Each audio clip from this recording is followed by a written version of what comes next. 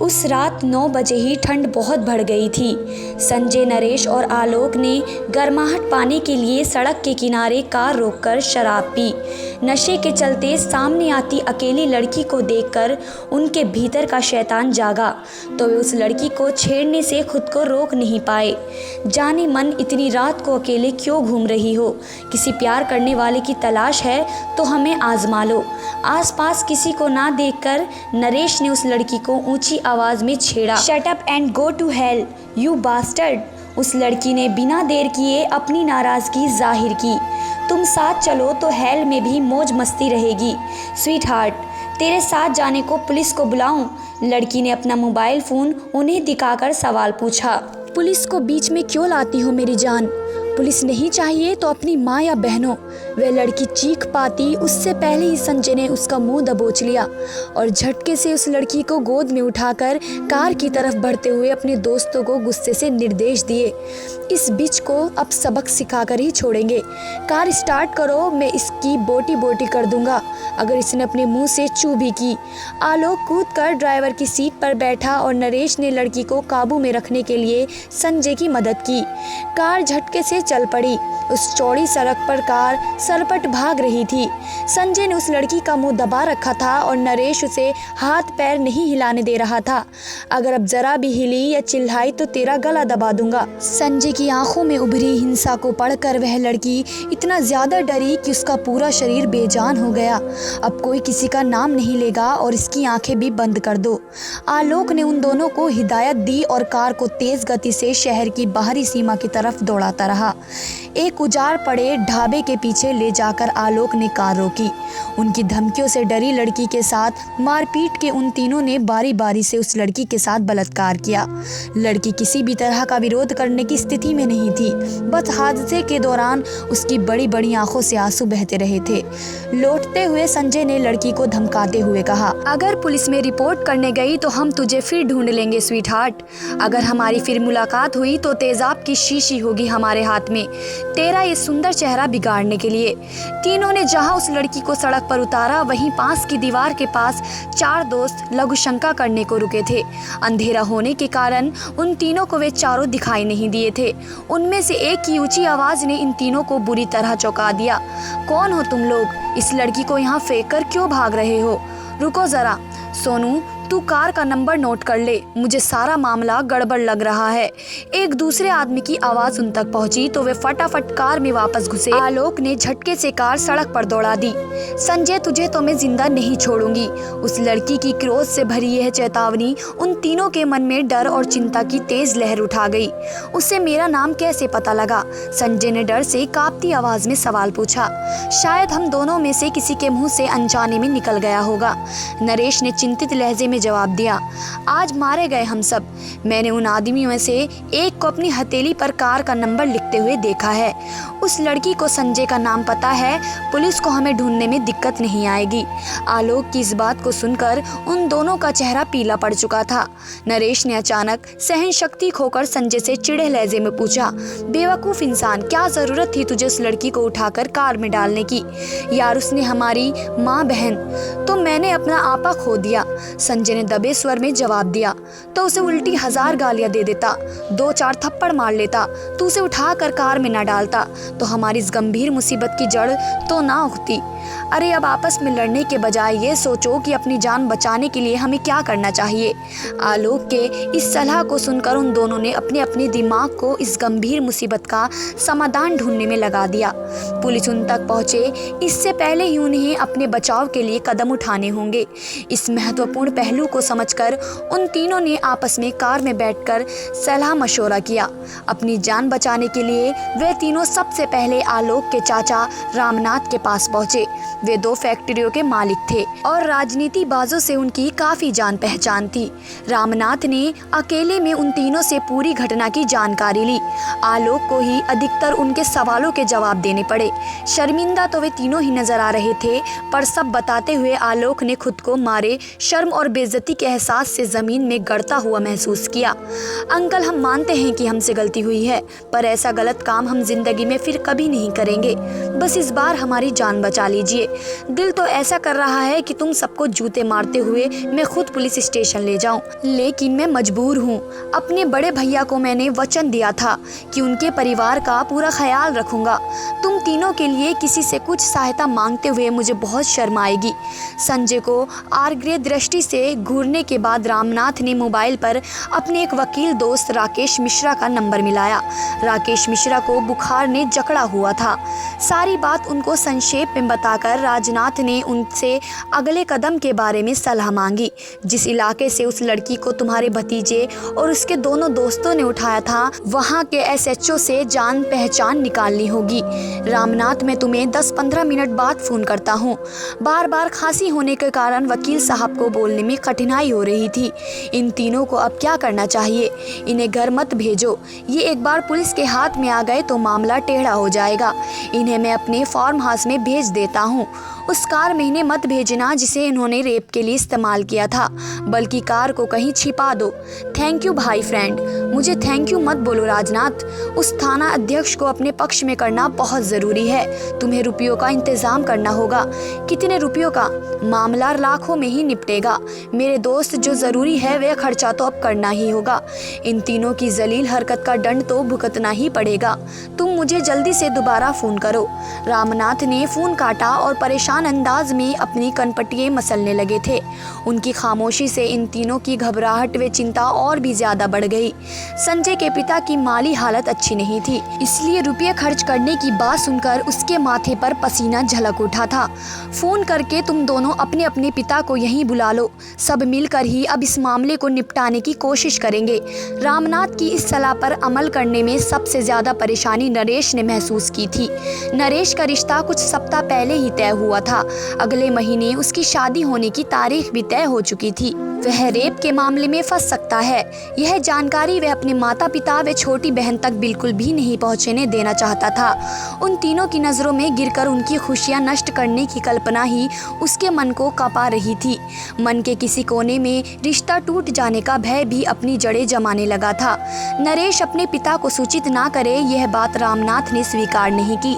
मजबूरन उसे अपने पिता को फौरन वहां पहुंचने के लिए फ़ोन करना पड़ा। ऐसा करते हुए उसे संजय अपने सबसे बड़ा दुश्मन प्रतीत हो रहा था। करीब घंटे भर बाद वकील राकेश का फ़ोन आया। रामनाथ, इस इलाके के थाना प्रभारी का नाम सतीश है। मैंने थानेदार को सब समझा दिया है, वह हमारी मदद करेगा, पर इस काम के लिए 10 लाख मांग रहा है। क्या उस लड़की ने रिपोर्ट लिखवा दी है? रामनाथ ने चिंतित स्वर में सवाल पूछा। अभी तो रिपोर्ट करने थाने में कोई नहीं आया है। वैसे भी रिपोर्ट लिखाने की नौबत ना आए, इसी में हमारा फ़ायदा है। थानेदार सतीश तुमसे फ़ोन पर बात करेगा।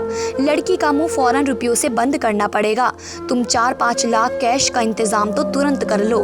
ठीक है, मैं रुपयों का इंतज़ाम करके रखता हूँ। संजय के लिए 2 लाख की रकम जुटा पाना नामुमकिन सा ही था। उसके पिता साधारण सी नौकरी कर रहे थे। वह तो अपने दोस्त की दौलत के बल पर ही ऐश करता आया था। जहाँ कभी मारपीट करने या किसी को डराने धमकाने की नौबत आती, वह सबसे आगे हो जाता। उसके इसी गुण के कारण उसकी मित्र मंडली उसे अपने साथ रखती थी। वह इस वक्त मामूली रकम भी नहीं जुटा पाएगा। इस सच ने आलोक, नरेश और रामनाथ से उसे बड़ी कड़वी बातें सुनवा दी। कुछ देर तो संजय उनकी चुभने वाली बातें खामोशी से सुनता रहा, पर अचानक उसके सब्र का घड़ा फूटा और वह बुरी तरह से भड़क उठा था। मेरे पीछे हाथ धोकर मत पड़ो तुम सब। जिंदगी में कभी ना कभी मैं तुम लोगों को अपने हिस्से की रकम लौटा दूंगा। वैसे मुझे जेल जाने से डर नहीं लगता।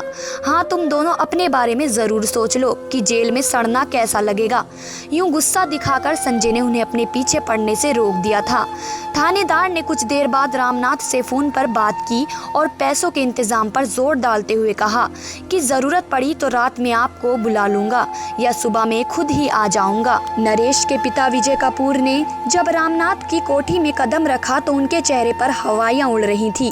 रामनाथ ने उन्हें जब उन तीनों की करतूत बताई तो उनकी आंखों में आंसू भर आए थे। अपने बेटे की तरफ देखे बिना विजय कपूर ने भरे गले से रामनाथ से प्रार्थना की, सर आप इस समस्या को सुलझाइए प्लीज़। अगले महीने मेरे घर में शादी है, उसमें कुछ व्यवधान पड़ा तो मेरी पत्नी जीते जी मर जाएगी। अपने पिता की आंखों में आंसू देखकर नरेश इतना शर्मिंदा हुआ कि वह उनके सामने से उठकर बाहर बगीचे में निकल आया। अब संजय व आलोक के लिए भी उन दोनों के सामने बैठना असह्य हो गया था। वो भी वहां से उठे और बगीचे में नरेश के पास आ गए। चिंता और घबराहट से उन तीनों के मन को जकड़ रखा था। आपस में बातें करने का मन नहीं किया तो वे कुर्सियों पर बैठकर सोच विचार की दुनिया में खो गए। उस अनजान लड़की के रेप करने से जुड़ी यादें उनके जहन में रह रहकर उभर आती। कई तस्वीरें उनके मन में उभरती और कई बातें ध्यान में आती। इस वक्त तो बलात्कार से जुड़ी उनकी हर याद उन्हें पुलिस के शिकंजे में फंस जाने की आशंका की याद दिला रही थी। जेल जाने के डर के साथ साथ अपने घर वालों और समाज की नज़रों में सदा के लिए गिर जाने का भय उन तीनों के दिलों को डरा रहा था। डर और चिंता के ऐसे भाव के चलते वे तीनों ही अब अपने किए पर पछता रहे थे। संजय का व्यक्तित्व इन दोनों से अलग था, इसलिए सबसे पहले उसने ही समस्या को अलग ढंग से देखना शुरू किया। हो सकता है कि वह लड़की पुलिस के पास जाए ही नहीं। संजय के मुंह से निकले इस वाक्य को सुनकर नरेश और आलोक चौंक कर सीधे बैठ गए। वह रिपोर्ट जरूर करेगी। नरेश ने परेशान लहजे में अपनी राय बताई। तुम्हारी बात ठीक है, पर बलात्कार होने का ढिंडोरा पीटकर हमेशा के लिए लोगों की सहानुभूति दिखाने या मजाक उड़ाने वाली नजरों का सामना करना किसी भी लड़की के लिए आसान नहीं होगा। आलोक ने अपने मन की बात कही। वह रिपोर्ट करना भी चाहे तो भी उसके घर वाले उसे ऐसा करने से रोक सकते हैं। अगर रिपोर्ट लिखाने को तैयार होते तो अब तक उन्हें ऐसा कर देना चाहिए था। संजय ने अपनी राय के पक्ष में एक और बात कही। मुझे तो एक अजीब सा डर सता रहा है। नरेश ने सहमी सी आवाज में वार्तालाप को नया मोड़ दिया। कैसा डर? अगर उस लड़की ने कहीं आत्महत्या कर ली तो हमें फांसी के फंदे से कोई नहीं बचा सकेगा। उस लड़की का मर जाना उल्टे हमारे हक में नहीं होगा। तब रेप हमने किया है इसका कोई गवाह नहीं रहेगा। संजय ने क्रूर मुस्कान होठों पर लाकर उन दोनों का हौसला बढ़ाने की कोशिश की। लड़की आत्महत्या करके मर गई तो उसके पोस्टमार्टम की रिपोर्ट रेप दिखलाएगी। पुलिस की तहकीकात होगी और हम जरूर पकड़े जाएंगे। यह एसएचओ भी तभी हमें नहीं बचा पाएगा। इसलिए उस लड़की की आत्महत्या करने की कामना मत करो, बेवकूफ़ो। आलोक ने उन दोनों को डपट दिया। मुझे लगता है एसएचओ को इतनी जल्दी बीच में लाकर हमने भयंकर भूल की है। वह अब हमारा पिंड नहीं छोड़ेगा। लड़की ने रिपोर्ट ना भी की तो वह भी रुपये जरूर खाएगा। संजय ने अपनी खींच जाहिर की। तो इस बात की फिक्र क्यों कर रहा है? रेप करने में सबसे आगे था और अब रुपये निकालने में तू सबसे पीछे है। आलोक के इस कथन ने संजय के तन बदन में आग सी लगा दी। उसने गुस्से में कहा, अपना हिस्सा मैं दूंगा, मुझे चाहे लूटपाट करनी पड़े या चोरी करके तुम लोगों को मेरा हिस्सा मिल जाएगा। संजय ने उसी समय मन ही मन जल्द से जल्द अमीर बनने का निर्णय लिया। उसका एक चचेरा भाई लूटपाट और चोरी करने वाले गिरोह का सदस्य था। उसने उसके गिरोह में शामिल होने का पक्का मन उसी पल बना लिया। उसने अभावों व जिल्लत की जिंदगी और ना जीने की सौगंध खा ली। नरेश उस वक्त का सामना करने से डर रहा था जब वह अपनी माँ व जवान बहन के सामने होगा। एक बलात्कारी होने का ठप्पा माथे पर लगाकर इन दोनों के सामने खड़े होने की कल्पना करके ही उसकी रूह कांप रही थी। जब आंतरिक तनाव बहुत ज्यादा बढ़ गया तो अचानक उसकी ढलाई फूट पड़ी। रामनाथ ने अब उन्हें अपने फार्म हाउस में भेजने का विचार बदल दिया क्योंकि एसएचओ उनके सवाल करने का इच्छुक था। उनके सोने का इंतजाम उन्होंने मेहमानों के कमरे में किया। विजय कपूर अपने बेटे नरेश का इंतजार करते करते सो गए, पर वह कमरे में नहीं आया। उसकी अपने पिता के सवालों का सामना करने की हिम्मत ही नहीं हुई थी। सारी रात उन तीनों की आंखों में नींद कोसों दूर रही। उस अनजान लड़की से बलात्कार करना ज्यादा मुश्किल साबित नहीं हुआ था, पर अब पकड़े जाने व परिवार व समाज की नज़रों में अपमानित होने के डर से उन तीनों की हालत खराब कर रही थी। सुबह 7 बजे के करीब थानेदार सतीश श्रीवास्तव रामनाथ की कोठी पर अपनी कार से अकेले मिलने आया। उसका सामना इन तीनों ने डरते हुए किया। थाने में बलात्कार की रिपोर्ट लिखवाने वह अनजान लड़की रात भर नहीं आई थी, लेकिन थानेदार फिर भी 50,000 रुपये रामनाथ से ले गया। मैं अपनी वर्दी को दांव पर लगाकर आपके भतीजे और उसके दोस्तों की सहायता को तैयार हुआ हूँ, थानेदार ने रामनाथ से कहा। मेरे रजामंद होने की फीस है यह 50,000 रुपये। वह लड़की थाने में ना आई तो इन तीनों की खुशकिस्मती नहीं तो 10 लाख का इंतजाम रखिएगा। इतना कहकर वे उनको घूरता हुआ बोला, और तुम तीनों पर मैं भविष्य में नजर रखूंगा। अपनी जवानी को काबू में रखना सीखो, नहीं तो एक दिन बुरी तरह पछताओगे। कठोर स्वर में ऐसी चेतावनी देकर थानेदार चला गया था। वे तीनों 9 बजे के आसपास रामनाथ की कोठी से अपने अपने घरों को जाने के लिए बाहर आए। उस लड़की का रेप करने के बाद करीब 1 दिन गुजर गया था। उसे रेप करने का मजा उन्हें सोचने पर भी याद नहीं आ रहा था। इस वक्त इन तीनों के दिमाग में कई तरह के भय घूम रहे थे। कटे बालों वाले लंबे कद की किसी भी लड़की पर नजर पड़ते ही पहचाने जाने का डर उनमें उभर आता। खाकी वर्दी वाले पर नजर पड़ते ही जेल जाने का भय सताता। अपने घर वालों का सामना करने से वे मन ही मन डर रहे थे। उस वक्त की कल्पना करके उनकी रूह कांप रही थी, जब समाज की नज़रों में वे बलात्कारी बनकर सदा जिल्लत भरी जिंदगी जीने को मजबूर होंगे। अगर दिनों का बस चलता तो वह वक्त को उल्टा घुमाकर उस लड़की को रेप करने की घटना घटने से ज़रूर रोक देते। सिर्फ 12 घंटे में उनकी हालत भय, चिंता, तनाव और समाज में बेइज्जती होने के एहसास से खस्ता हो गई थी। इस तरह की मानसिक यंत्रणा उन्हें ज़िंदगी भर भोगनी पड़ सकती है। इस एहसास के चलते वे तीनों अपने आप और एक दूसरे को बार बार कोस रहे थे।